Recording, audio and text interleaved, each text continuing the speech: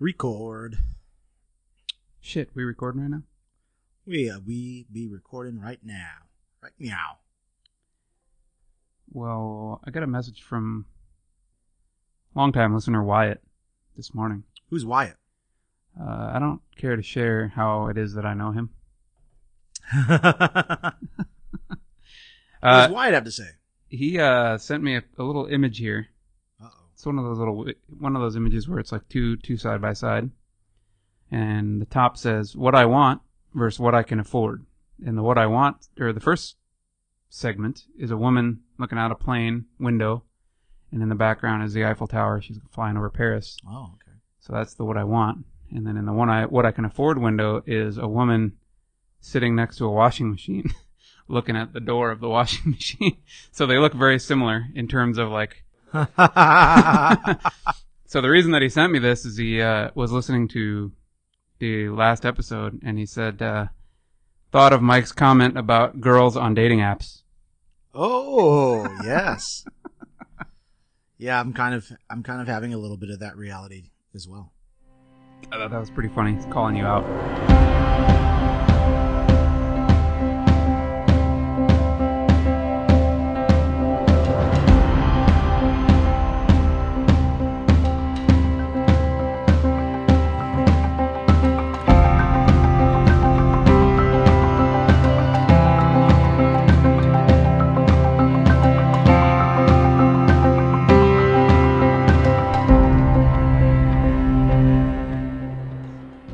Well, it's not so much like what I want versus what I can afford, but kind of like where I think I'm at and where I'm really at. Hence the joining the CrossFit gym a month ago. There you go. It's been a month. Bi-weekly or bi-monthly haircuts. Yeah, right. Like a little bit of the personal hygiene. So, Finesse. The bi-monthly grooming, haircut grooming. And I've been doing ballroom dancing for a month. That'll get you in shape in a hurry. It is good exercise. Yeah. It wouldn't replace the gym for me. I need the gym and that. But I tell you what, I leave there sweating my ass off every time. It's a workout. Yep. Coworker of Christina's, or former coworker, used to do a lot of ballroom dancing. He's very, very, very good at it. And he's a super fit guy. And really loved it and would do it a lot. I mean, he does other things like CrossFit as well, but generally, like, he loves dancing and would do it like almost damn near professionally. Wow. I would like to be. I'll never be professional. I don't have aspirations to take it that far, even if I could. I don't know that I could even do that, but I think the CrossFit is going to help just with some of the fitness. But yeah, I'm going to continue taking classes there because it's a really inexpensive hobby. If you wanted personal lessons, then you'd start paying more dollars for that. But the classes themselves, it's really a pretty good value because you get 5 or 6 classes for $60. And if you wanted a private lesson for an hour, you'd pay about $100. How many are in the class? I might have asked you this already. Anywhere from, I mean, some of them vary, but our class has probably 10 couples. Oh, that's not bad. Yeah, so it's still nice to have a personal lesson sometimes just to get caught up. I did one, but otherwise the classes they're fine. You get enough individual attention there that it's not a deal breaker. Very cool. So what's happening with you, man? Big news. So last episode we talked about that I had placed the order for the Tesla Model 3. Yeah, you did. And come to find out that within a week they would be delivering the car. So I now have the car. Boom. So yeah, we went from order to delivery in a week, which is crazy considering the lead time from placing the initial $1,000 down in the reservation system, right? How long was it? 2 years ago or something like that. Oh, wow, yeah. To real quick turnaround, which was awesome. And the delivery process for the car was crazy easy. Normally, delivery process for a car, right? You're going to go in, you're going to bring your trade in if you have one, you're going to dick around with the guy, you're going to negotiate, talk to his manager. Yeah, he runs back and forth for half an hour trying to find out what he can and can't do for you. Hey, let me show you this amazing deal I can give you, right? That kind of throw in some floor mats. Yeah, that'd be lucky. So all of that shit is done online. So before I went in, we had already managed whatever the loan was going to be, who was going to provide the loan, how much it was going to be, what kind of balance there would be remaining after trade-in. The trade-in was they had a final value for the trade, which also was done completely online through a series of photos and what the odometer reading was and that sort of thing. Really? Yep. So we knew all the financials going in, and then once you got there, you signed most of the documents that you had to sign were not legal, government type documents. So like release of title and plate documents and stuff like that you can't probably do online because the government probably doesn't have systems for that. Sure. But in and out, I would say we were there for maybe 20 minutes. Get out of here. As opposed to, I'm pretty sure when we bought the the Camry, I'm pretty sure we were there for 2 hours? Probably, something like that. It was a long time. This is like drive-through car purchase. It was amazing. So we got done signing the paperwork. It's all indoors, so they drive your Tesla up onto this like red carpet type thing. Oh, nice.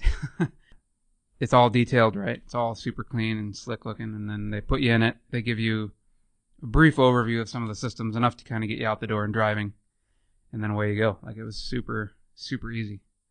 Making car buying fun. Right? Who would have thought that's a possibility? So it's kind of one of like the things that I've been noticing. Like, you kind of have these like Tesla fanboys. It reminds me almost like back in the day, the Apple fanboys. Okay. You know, Tesla can do no wrong type of guys, right? Right. And I think that's part of the reason is like all the things that they're doing are super customer focused, making things super easy, super streamlined, and just making the whole process like end to end, like a beautiful experience as opposed to like something that you dread and that's a pain in the ass. Well, they've had their fair share of struggles with the production first and then the delivery, and we'll see the numbers soon in the next few days because, well, Q3 is over, but they were going to pretty great lengths, I would say, to get those cars out to their customers. I read something last week that said that they were even finding a shortage of car transport vehicles, you know, the semis that have like 10 cars on them. So they're fabricating their own. Oh, wow. I didn't hear that. So they could story. deliver more cars. I didn't hear that one. I heard a number of like users coming in or Tesla Model 3 owners coming into the actual delivery locations to help deliver the cars. So yeah, I heard that too. So that the employees could just handle the paperwork, and then these Tesla owners could come in and give the person kind of the walkthrough of the features of the car and that sort of thing. Pretty creative. Yeah, to help speed things along, and I think it worked. Like, there was a whole bunch of different stories of people coming in and helping them out in that way, and getting pictures with the Tesla team and that sort of thing. That's great. I know that Musk saw that on Twitter, I think, and said, yeah, that sounds good. If you have a plan, let's do it. Just ad hoc was like, yeah, go into your local store and help out. Yeah, jump in. Yeah. Let these guys come in and help. Right. Very cool, man. I still haven't seen the Tesla. I know you drove by a couple times. I haven't been able to take a look, but I'm very excited to see it. So I guess just kind of a couple quick thoughts on it. Like, number one, I totally get it now. Like I told you, that I know there's a lot of people that are just like super, super gung-ho Tesla, and we've both been pretty bullish on them in terms of their ability to survive and that sort of thing. But like, I totally understand now why people love Tesla so much. Tell me about that. Just like I said, the experience is beautiful. Like, the car itself is amazing. It's a very premium feel, which there again, like, I've never had a premium car. I've always kind of just been like, whatever, a car will get me wherever I need to go. I don't need to pay a lot of money for a car. I don't really fucking care. But this car is very nice. Like, the feel of it is just high quality. Exactly. Everything feels quality. It feels well built. It performs really well. Like, everything about it just seems like very well thought out and very well detailed. I thought it was fascinating. You sent me a video from like the first day of trying it out on the interstate. Short video of using the autopilot. Yep. Tell me about that a little bit, because I think you were saying that it was a little interesting at first, like trusting the car. Yeah, so currently the Tesla autopilot works in as long as you bought the $5,000 option with the car. Right. So we did purchase that because that's kind of, as we referred to in the last show, that's one of the reasons you want the car, right, is some of the autonomous features that it does offer. So one of them is basically once you're on a freeway, you can turn on autopilot and it will maintain the lane. and it'll maintain follow distance. So from any cars that show up in front of you, you can say like, hey, I want to be 3 car lengths behind this vehicle. So once you turn on or engage autopilot, it'll just essentially drive itself in that lane and speed up or slow down accordingly with no problem. So doing it for the first time, it gets interesting, especially as you are making a corner, like rounding a corner towards your right. Like say you're in the middle lane and you're rounding a corner to the right, and especially if there's somebody outside of you on the left lane, is where it gets really uncomfortable, because the car, if the car was to go, if autopilot was to fail, like the natural thing the car would do would be veer into the left lane or veer into whoever's on your left. So sure. That's a very uncomfortable feeling when you're not controlling the car. But it does a very, very good job. It's pretty incredible. I'm very impressed. One of the other notes I wanted to make is I feel like this is kind of an iPhone-like revolution event in the world of cars. Oh. So one of the things, version 9 of the Tesla software is coming out very soon, like any day it's expected. It's already available in some beta testing cars. But in the history of any car that you've ever owned, basically you go to the dealer, you buy that car, right? And that car is that car for the life of the time that you own it. Nothing changes. Exactly, right? And so now you have a car that you're going to own for a year, and now suddenly it can do all kinds of more shit that it wasn't able to do before. That's a huge game changer. That's like a disrupting game changer, right? And they were forward thinking in other ways too with some of the hardware. Didn't you say that they have cameras mounted all over the place, but they're not really utilizing them to the fullest extent? So that's something we can actually roll into, because that's the next thing I wanted to talk about, is actually the version 9 software that's coming out. So one of those cameras that is being not utilized currently is up kind of behind the rear view mirror.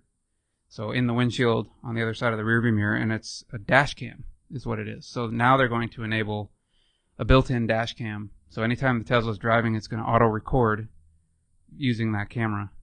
And the way that they're going to implement that is there's already USB ports in the car. So if you plug a thumb drive into that, and granted you have to put some stupid proprietary named folder name in there, so that way it knows where to record. But if you put that folder on the thumbstick, plug it in, it'll automatically start recording an hour's worth of footage, and then just continually delete and loop that footage over and over and over. Wow. Okay. So that's cool. And that solves one problem, if you're in an accident or something happens while you're driving. But the thing that it is missing is if the car is just sitting idle, it'd be nice to have that recording as well, but that's also a battery suck.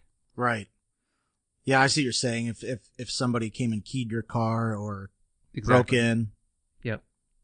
Wow. So they're starting to implement some of these. Another one that they're using, they had a number of them on the sides that were kind of unutilized.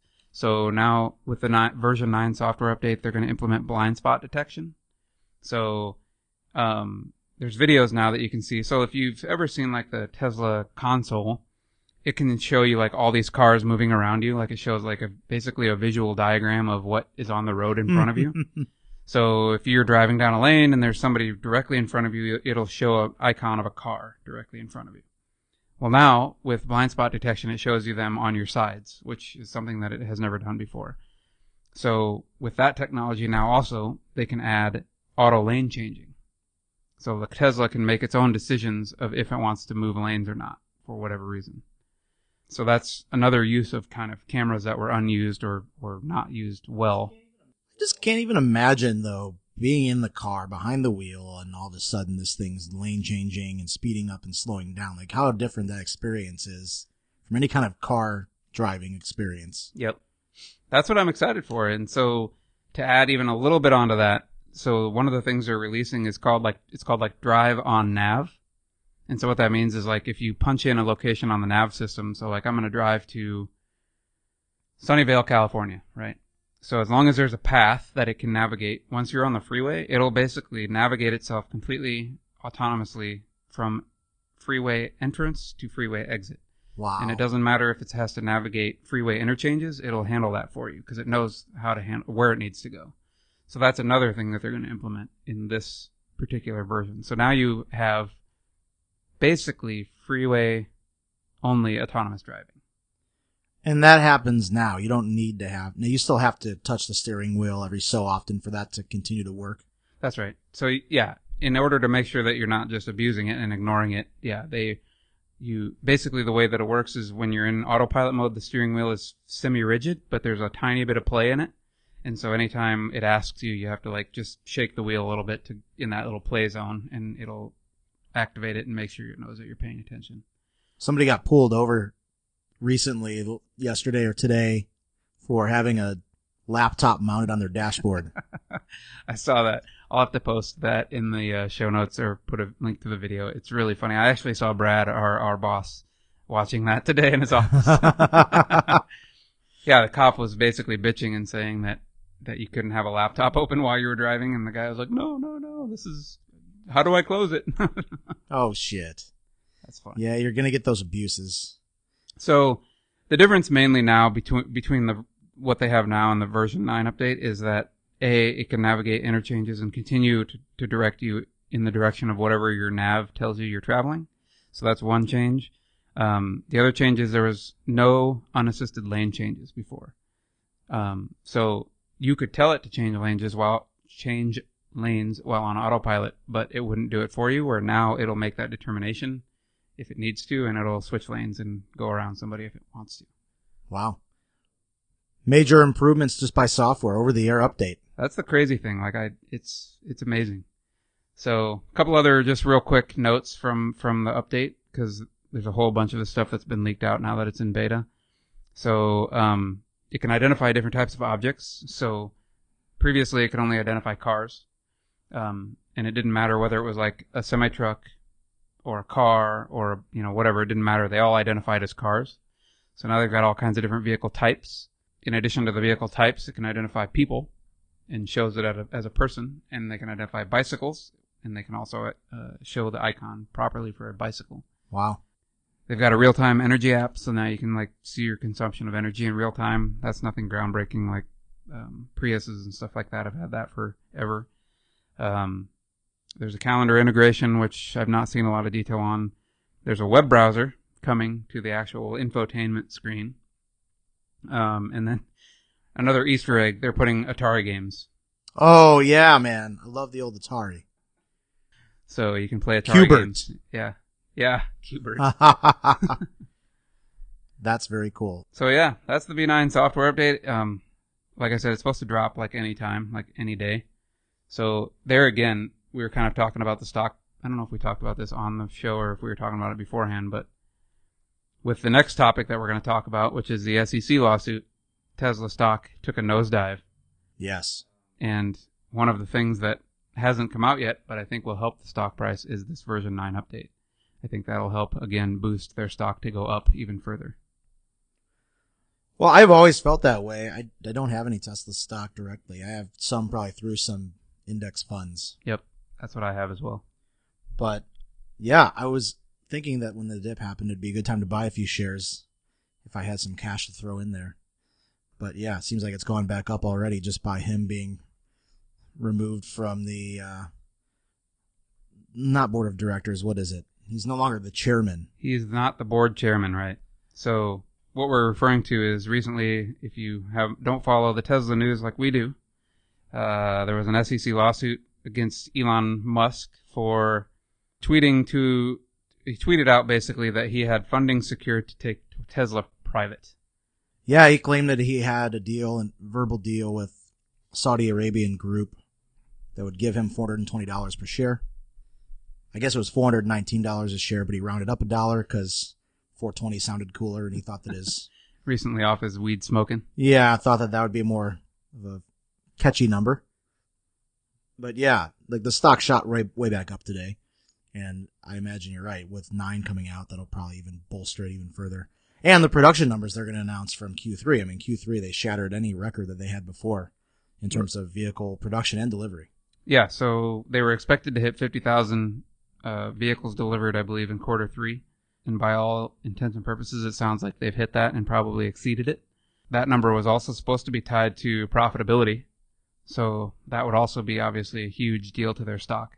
And even kind of to this point, Elon sent an email out that says, We are very close to achieving profitability and proving the naysayers wrong, but to be certain, we must execute really well tomorrow, Sunday, which was yesterday, as we record the show. If we all go out tomorrow, we will achieve an epic victory beyond all expectations. So, by all intents and purposes, it seems like they're definitely going to hit that, which, again, between hitting their goal and getting profitability, that should be a huge spike for their stock. Big jump. Yep. Very good news on the Tesla front there, man. Very cool. Got to check out your car. What color did you get? You got the metallic silver. Yeah, is that what it's called? Metallic silver? I have a picture here that I was going to add in the show notes so that people could, or not in the show notes, but as a picture that comes up as you are listening to the episode. But oh, nice. Here, I'll show it to you. I don't think that's exactly what it was called, but I don't remember now.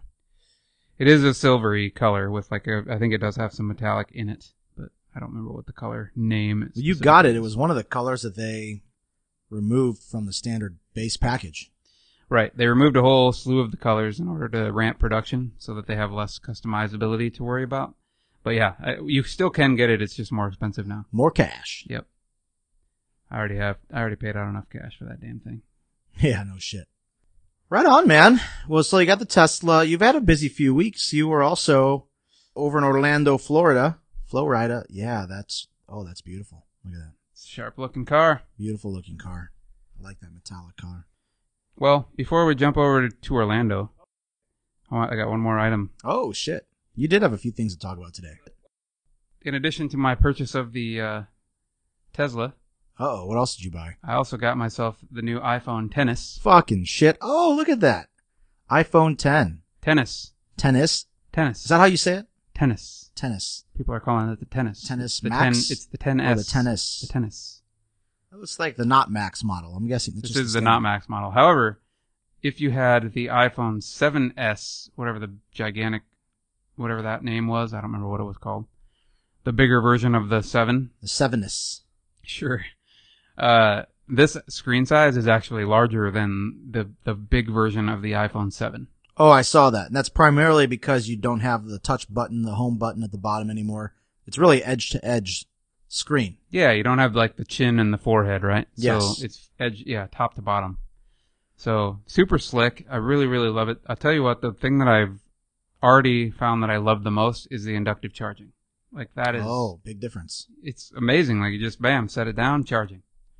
What the hell took them so long for that? For Android's been doing this for how many years It has, now? yeah. I don't know. I have no idea, but I have.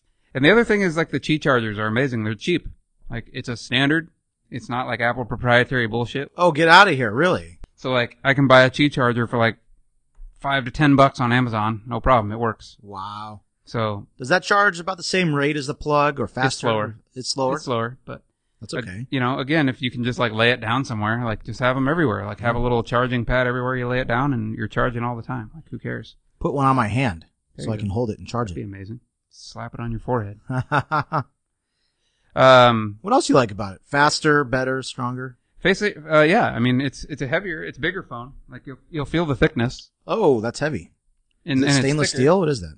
I don't know. Well, right now there's a case on it. I have a peel protective case on it that's super thin. Oh, wow, that's great. It doesn't even really look like a case. Right? That's what I wanted. Yeah, that's what I need. I went with the white. It's a 256 gig. There is motion at your front door. Oh shit! Somebody's breaking in. That is a cool image. And swipe up to open. And then do you still touch the... Oh yeah, it does give you tactile feedback where the home button would be. Well, it's Face ID, so it's looking at your Oh. face and it's saying, "You're not me. You're not Get the me. fuck out of here." Fuck you. Okay, well, I don't want this anymore. So Face ID is cool. Some of the other things that I really like are more iOS 12 features, like being able to integrate my 1Password right into the OS. So anytime a password field is detected or a login, it can autofill from 1Password.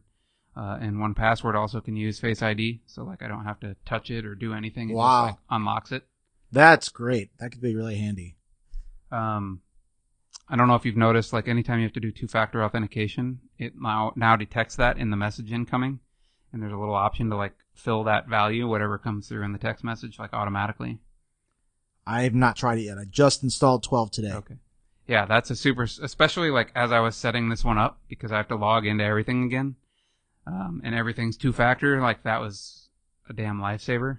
I love that. Yep. So that's really cool. The portrait mode on this is pretty amazing. Like in terms of photography, the camera in general is amazing. But the portrait mode is particularly with its whole like depth of field adjustment thing. That's really freaking cool. Oh, because after you take the photo, you can slide. There's a slider to determine how much blur in the background you want. So it's, in addition to taking the photo, it's actually taking also depth measurements. So it knows like what the background is, what the foreground is, and then you can adjust those. Wow. So that's really awesome as well. Those are the main things I would say. The inductive charging by far, so far, my favorite thing. That's really cool. I'm glad to see they finally implemented that. Yep. That kind of frees up the lightning cable now if you want to listen to, or USB-C if you want to listen to music on the headphones. If you want to charge and be listening to music at the same time. If you don't have the Apple headphones. The AirPods? Yeah. Oh, I saw the AirPods are on sale, well, I don't know if they're on sale, but they have them at Costco for about $160. Really? Yep. Okay. They're getting ready to release another version. Isn't that right? Oh, is that right? I don't know. I don't know how soon, but I know that they've been working on it. All right. That are actually supposed to be more water resistant than the current ones are. Yep. I heard there was an accidental feature that came out with iOS 12 where some people are complaining that the Messages app, well, now they have like unification among your contacts. So let's just say that, you have, my contact entry for you has a couple phone numbers. Maybe you have a regular number, a Google Voice number, and a couple email addresses. Yep. It'll combine all of those. It'll know that you're the same person, and so anytime there's a text chat or a message, it'll link those all together. So it's like an auto merge, because you used to have to do that. You used to basically have to link accounts together manually. Yes. Yeah, now this will stitch that together for you. Oh, excellent. The problem that people are complaining about is that, like their kids, for example, like, oh yeah, for some reason my text to my kid is going to my husband instead, and my text going to my friend is going to my other friend instead. And so there's some issues where they're stitching the wrong things and sending messages to the wrong people. That could get people in trouble. That could be bad. You gotta be very careful what I'm saying on here the next few days until they roll out a bug fix for that. There you go. I hadn't heard about that. That's funny. Yeah, I just heard that today. There's people blowing up the Apple forums, and I don't know if they have a fix yet or not. I'm not sure if they figured that one out. Yikes. So yeah, that's my other big purchase. So I've got this, got the Tesla. For the Tesla, I did buy a couple of other things as well. I had to buy, so one other quick note on that is you don't get a spare tire with the Tesla, right? That's extra weight. Sure. So the battery, they try to keep the weight down. So we did have to order like a pump, like one that you plug into like the cigarette lighter, socket. And then the funny thing is the pump comes with a built-in can of that like Fix-A-Flat shit. Oh, yeah. And so they encourage you to use that stuff because that's like your only option. So we have that. It comes in a really nice little Tesla zip-up bag. And then we got tire chains because we'll take it up to the mountain in the winter for skiing. And then we also got like this, basically just like a cable holder so that the actual charger can like loop around a cable holder on the wall and not just be laying on the ground. Yeah, and right now you're just using your garage power to power that thing at night. Yep, so 120 volt standard outlet, charges at about the same rate. So you get about 120 miles of charge in a 24-hour period. Okay. So far that hasn't been a problem. I think we're just going to kind of play it by ear and just kind of let it roll until we run into an issue and then decide if we want to, upgrade to a 240 or something like that. But for now, it seems to be working okay. Oh, I didn't think about that. So if you have an appliance outlet installed, you could get double the power. So Absolutely. Okay. Yep. I was thinking that you'd have to go full 480, but that's a different option maybe. That's Tesla supercharging power right there. Yeah. Yeah. Wow. Quad core charger. I think it's possible maybe you could do that. I'm not sure. I know if we do go to the 240 volt option, we have to buy a new charger, and they have a big unit that you have to buy that goes on the wall that handles that correctly, and maybe that one also could handle 480 as well. I'm not sure. Yeah, I don't know about that. I'm not an expert on this, but I've done some electrical work, and I'm pretty sure that, you're only getting 240 coming in. You're getting two 120s coming in from the power pole. Oh, okay. So I don't know if they would have to if they can actually give you another hot. Yeah. Because I think at that point it's 3-phase 480, and normally you're getting 2-phase. I don't know. That'd be interesting if anybody has any experience with that. Yeah, so you'd have to have the power company involved at that point. Maybe. I don't know. Maybe there's ways to convert. I'm not sure if that's possible, or how you would handle that. Yeah. Or if the power company could even do that for you. I mean, they do that for commercial buildings, so it's theoretically possible. I just don't know how many residences have that kind of power. Sure. It's been pretty funny, man. Like, I see... we posted kind of the last episode, you know, I shared it on my Facebook, whatever, and a number of people reached out and they're like, "You got a Tesla?" Yeah, baller status, man. Yeah, well, something like that. I mean, geez, man, you got iPhone XS. What'd you call that? Tennis. Tennis? Not Ennis. The iPhone Tennis? The Tennis. You got an Apple Watch. I don't have an Apple Watch. What are you talking about? Oh, you don't? No. Oh, you have a different You're talking about Rain. Oh, okay. Rain's the one that got the Tennis and the Apple Watch. Oh, you're not full baller status then yet. No. All right, we'll give you a break. Mini baller. Mini baller. Baller in training. Well, what the hell, man? You know, you only live once. Why not? I would love one if it weren't for the fact that I don't have accessible parking.